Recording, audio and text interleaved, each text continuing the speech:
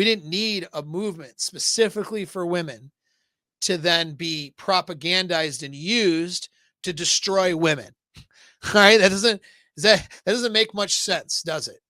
Have a thing to help women that ultimately destroys them, and we propagandize it otherwise. That's not productive. Okay, just a movement to offer and pressure on those in charge of the system to create an environment where we have more economic opportunity for all people, right? And we have more fair opportunity, fair treatment under the law, and people are treated with dignity. That's all. That's all you needed. Okay, because now we have a situation where men in certain racial groups, depending on what's going on, okay, are treated without dignity. We systematically and habitually treat people without dignity. Men treat women without dignity. Men don't respect women. Women don't respect men. It's a fucking mess. That's what feminism and division does versus why don't we just treat each other like people? Why don't we just treat each other with respect, regardless of those what your race or gender is? That's all we needed. Didn't need all these waves of destruction. Okay? People suffer. Women suffered in the 1900s. Men suffered in the 1900s. Everyone who wasn't part of this elite class of beneficiaries, okay? Whatever. Okay, the elite class. Everybody suffered to some degree. All right. People need to learn to navigate the system that we're in order to learn how to benefit in a benevolent way so you're not harming others. Because ultimately harming others can lead to your demise as well, right? So that's what people need to do, not create an enemy that doesn't exist and fight something that's not there and still be a slave. That doesn't make much sense, right? The problem is never the patriarchy. It's never men. And guys who y'all watch me, the problem isn't women either. Okay, if that's your thing, if you're sitting there going Western women today and the problem is women, because that's the other side of it, I would probably be more popular if I was like this MGTOW. No offense to my MGTOW guys, but more of a black pill, all women suck kind of a thing. That would be more divisive. Maybe it'd be more popular, but it's just not true. And if you're involved in that, you're still a slave. You're imprisoned. If you're a black pilled guy, you are in a prison. If you're an extreme, like, it's not really red pill, but people who claim red pill, but they're really just extreme in their ideology where, they're just so unfavorable against women, you're actually part of that. You're still in a little bit of a prison mentally, psychologically. All right. To think that's the problem, that all women are that way and that you can't have healthy relationships. That is the thing. You're falling right into the hands of those who are promoting this destructive narrative. If you're on the other side and an anti-feminist who is also anti-relationships, anti-women, right? You're falling in line with a destruction. You're just on the other side.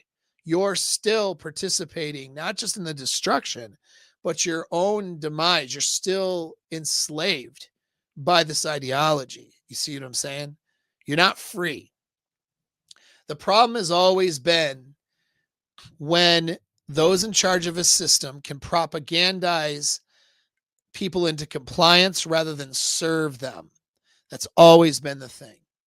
Okay. You can only really promote a system that serves its people by maintaining individual liberties and rights, the things that this nation in the United States was built on that we've forgotten about. Okay.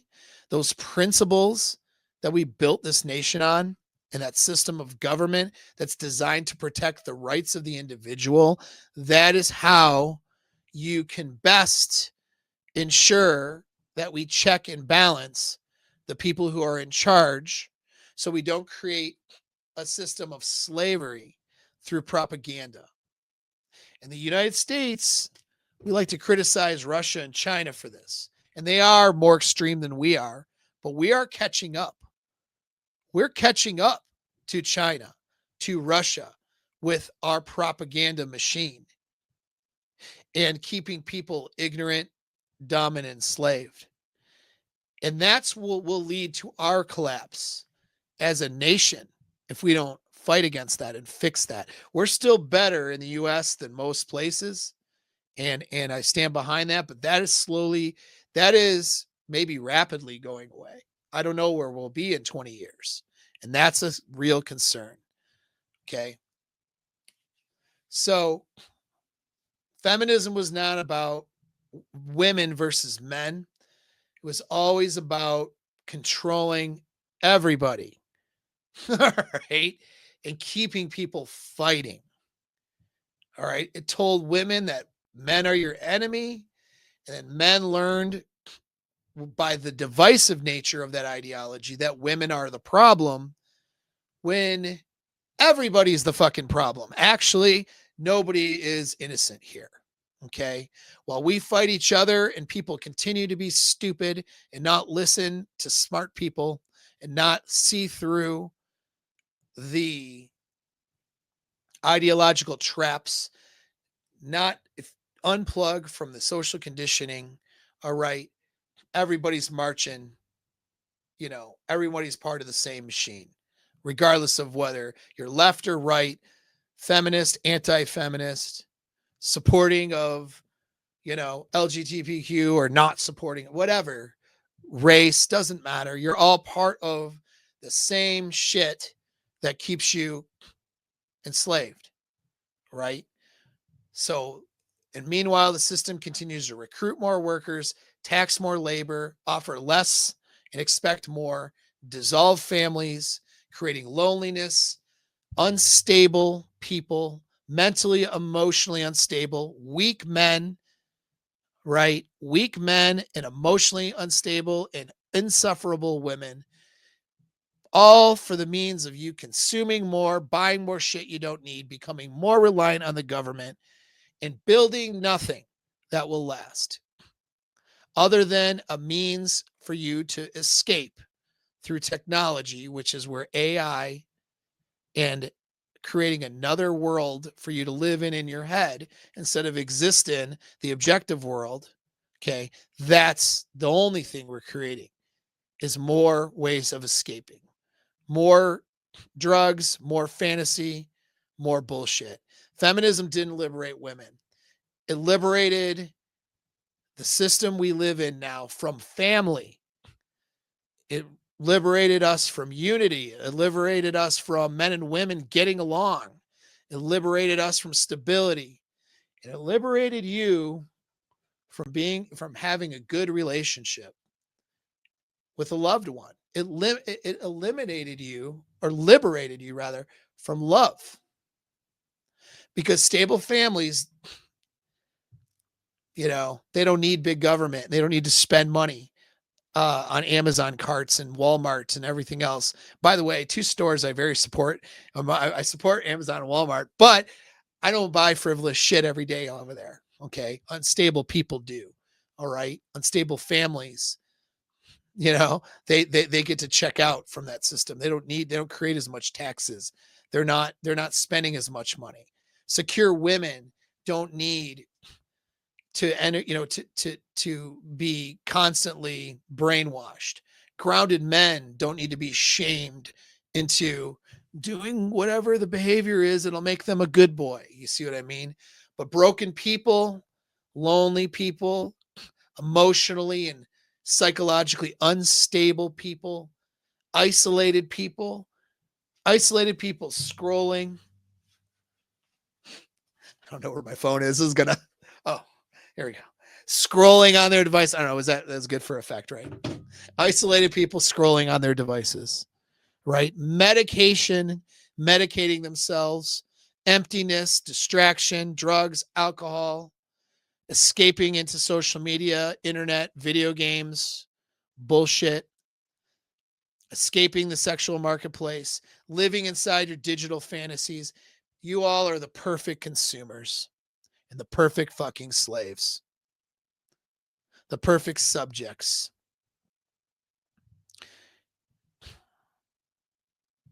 So what's the way out?